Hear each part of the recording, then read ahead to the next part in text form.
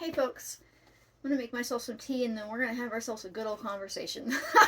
A conversation about like herbs as a band-aid, right? And like understanding that like herbs are amazing, but it's possible to use them in the same way that we do, let's say, like pharma meds, where we're just suppressing symptoms. I guess that's really the conversation, and I'm already having it. But the truth is, so somebody recently commented about how like they found this like amazing herb blend that like gets rid of their symptoms as long as they take it every day, alongside with a bunch of other stuff like diet changes and things like that. But like the key takeaway was they had to use these herbs every day to make sure that they weren't sick, right? But the thing is, if you have to use an herb every single day or constantly to deal with a symptom or to keep your illness at bay, you're using it as a band-aid.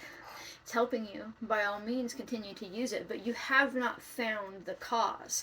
What you have found is a combination of herbs or a single herb or something like that that has just suppressed your symptoms. Right now, I will say sometimes what happens is it's opening up some sort of pathway or helping us get rid of something, or like helping us manage something excess in our body. So there are definitely nuances to this. It doesn't mean that like, oh, just because you didn't perfectly cure yourself with like the tea you're drinking, like you have to drink it. It doesn't mean that it's a bad thing or that we should feel guilty about it. But I mainly bring this up because I want you to continue digging. I want you to use the herbs to help with your situation. But until you find that real answer, that real root cause of whatever is making you incapable of like feeling this way or that way or stopping this reaction, like what is actually causing it?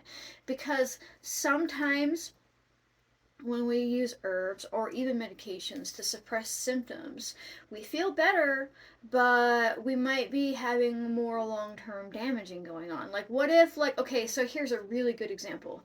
um Before I realized, let's say I fucking pick an issue.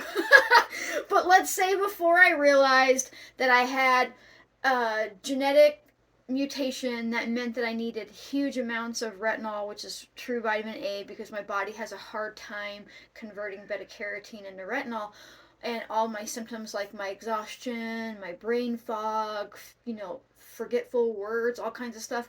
What if I would have just pushed through that with things like Shilajit for more energy and like rosemary for better brain function? And I would have been like, oh yeah, I'm feeling great. And then at some point I would have crashed and started losing my vision and just a bunch of really horrendous stuff like that. What if I would have done that? Right? And so it's like, it's not that I couldn't have managed those symptoms, and it's not that I didn't try, but ultimately, until I dug down deep enough and found the root cause, I was just covering something and I could have done damage long term. Now, I don't want you to be afraid of using the herbs. It's not that the herbs themselves, although they can definitely cause damage, so know what you're doing. These aren't just benign because they're natural, right? But what if, now hear me out, what if you used these herbs but continue to try to figure out why? Right? Even if you're like, well, I have a diagnosis. What if you kept digging though? Because sometimes with diagnosis, they just give you a name and that's it. A lot of times the medical establishment doesn't actually look for a root cause. They look for a diagnosis, and then they go through their little fucking kiosk and they match up a medication that they're getting a kickback for. Right? So like, you can look at like nutrient mineral deficiencies, heavy metals, toxins, mold exposure, like what genetic mutations do you have, what things are known in your culture that you're from. And especially if you're in America, this is a big one. Oftentimes you're an American. You're nothing else but an American. You're either white, brown, or black. Right? But we actually, believe it or not, come from all different cultures, regardless of what skin color we are. We came from a specific culture. And if we dig into our culture, where we actually came from, we might find that we have similar illnesses or genetic mutations that are known in that culture. Case in point, my inability to process vitamin A, or well, beta carotene into vitamin A, is totally a cultural thing. Right? I even carry a gene to where, like, if I give birth and I have this baby, it could, like, breastfeed and then die from sepsis because it's an actual, like, galactoanemia, like, real allergy to milk. Not lactose intolerant, you go septic, right? I carry that gene, right? Because of my culture, right? And so, like, if we don't know these things and we've had all this stuff stripped away from us, it's just really easy to think that there are no other answers. Right, and I might have got off track there a little bit, but it's all interconnected.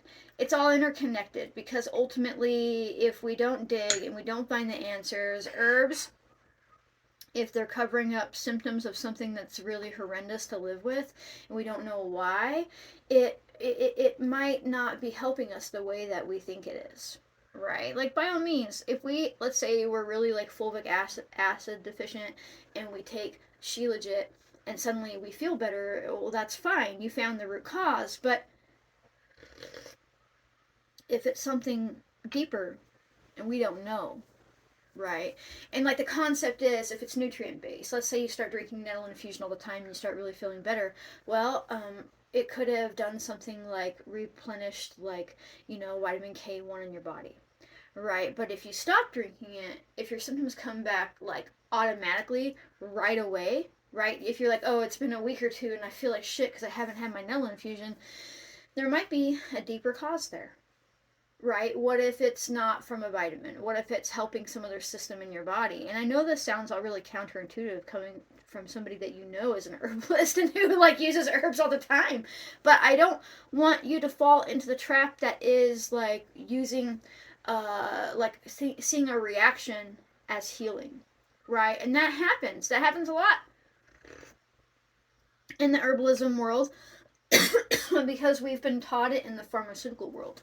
You go to a doctor, you say, hey, my blood pressure is real high for some reason, and they say, all right, take this pill, now your blood pressure is not high. And you're like, okay, I'm cured. But you're not. You just equated a reaction with health. That's not health. You didn't actually resolve why your blood pressure was high, right? So if we don't do these things, if we're not looking deeper, we're just covering it up. And we do the same thing with herbs. We do the same thing with herbs because we've been taught that. And it just kind of, I don't know. I was like, I saw that comment and I started thinking about it. And I mean, I've known this for a long time, but I thought it would be good to make a video on it because herbs can be the answer. But also, what if they were just kind of like the grace period for you to figure out what's actually going on in your body? Because ultimately, I don't know. I think a lot of the times it comes down to severe nutrient mineral type deficiencies and or toxins we're putting into our body in our from our environment, and our food and things like that, and or genetic mutations, cultural things that we've lost touch with. I really think that ultimately, like, illness comes from that a lot, right? Like, and so it's easy. It's easy to just try to find a band-aid. So I guess this is just my call to action to like look a little deeper, see why it's doing it, and just acknowledge the fact that if you can't exist without this herb, you haven't cured yourself. You've just found a way to like suppress symptoms or like, if you don't even know what's happening in your body is what's crazy to me, right? Like, what if let's say I drink this tea all the time and I'm like, oh, it made me feel better, but I don't know why. I don't know that drinking green tea lowers my glutamate levels because I have damage from benzodiazepine medications from when I was younger, right? What if I didn't know that? And I was like, oh, this is great. But then I keep eating foods that are really high in glutamate, especially like processed foods and things like that. But I'm like, oh, but my symptoms never go away. But if I find out and I realize that this is helping me because what action it's actually doing, I can use this as a tool, but understand that it's not a cure. It's a tool for me to help like regulate my levels, but I still have to be mindful about what's in my environment and what I'm putting in my body and the behaviors that I'm doing and things like that, right? And so it's more of like that's the root cause, right? So anyhow, if you like my random videos where I come on and have tea and like rant for like 10 minutes, consider becoming a member. You don't have to if you don't want to. It's a way to throw me a couple bucks. You get early access to a bunch of videos. If you can't afford to become a member, don't even worry about it. I release a new video that I've got uploaded every weekend. So it's no paywall, just a little bitty baby time wall. You can also make sure that you like, comment, share, subscribe, turn on notifications, and do all that kind of stuff. And sharing is important because it helps other people realize that just like you, they're smart enough to do this. You're able to like realize that like you can use herbs as a way to like support your health, but like you're also smart enough to keep on digging and find out like why are the herbs helping me, and could this be something different? Is it minerals? Is it this? Is it that? What can I do? Like you absolutely have this. So thank you so much for watching, folks, and I'll see you next time. Bye.